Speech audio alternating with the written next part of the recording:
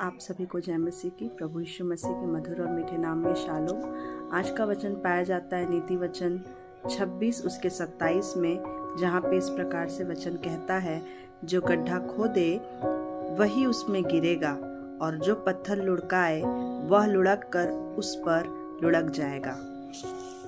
जिसने किसी को झूठी बातें से घायल किया हो वह उसे से बैर रखता है और चिकनी चुपड़ी बातें बोलने वाला विनाश का कारण होता है। प्रियो, ये वचन हमको पढ़ने से एक कहावत याद आ गई, जिसे हम अक्सर कहा करते हैं कि दूसरों के लिए गड्ढा खोदोगे तो खुद उस गड्ढे में गिर जाओगे। ये छोटा सा कहावत है, पर ये कहावत ये सिर्फ कहावत नहीं है। मुझको आज ये वचन में भी मिल गया। मैंने इस वचन को पहले भी कई बार पढ़ा है, पर मैंने इतना गौर नहीं किया था। आज जब ये वचन मुझको मिला तो मुझे ये बात रियलाइज़ हुई कि वाकई में हम यदि किसी के विरुद्ध में कोई झूठी बातें गढ़ते हैं तो वो चीज़ें पलट कर हमारे ऊपर भी आती हैं। अगर हम किसी के लिए गड्ढा खोदते हैं तो हम उस गड्ढे में गिरते हैं।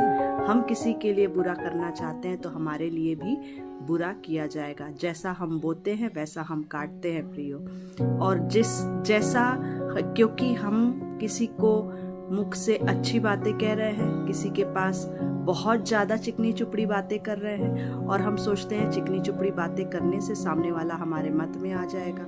हम सिर्फ अपनी वाहवाही करने के लिए इन सब चीज़ों को करते हैं। अपने आप को सामने प्रदर्शित करने के लिए, लोगों के सामने लाने के लिए ये सारी चीज़ें करते हैं और कई बार हम दूसरों को नीचा दिखाने के लिए करते हैं।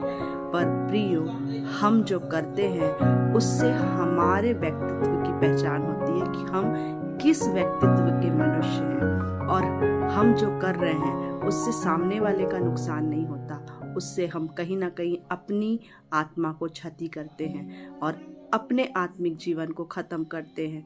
जो हमको मिलने वाला है परमेश्वर से, वो चीज़ों को हम खो देते हैं और हम बुराई में और धंसते चले जाते हैं। प्रियो, इस वचन को पढ़ें, समझें कि परमेश्वर हमारे जीवन से क्या चाहता है। वो हमारे जीवन से मेल मिलाप की आत्मा चाहता है। इस वचन के माध्यम से हम सभी को बहुत तायत की आशीष मिले। आमीन।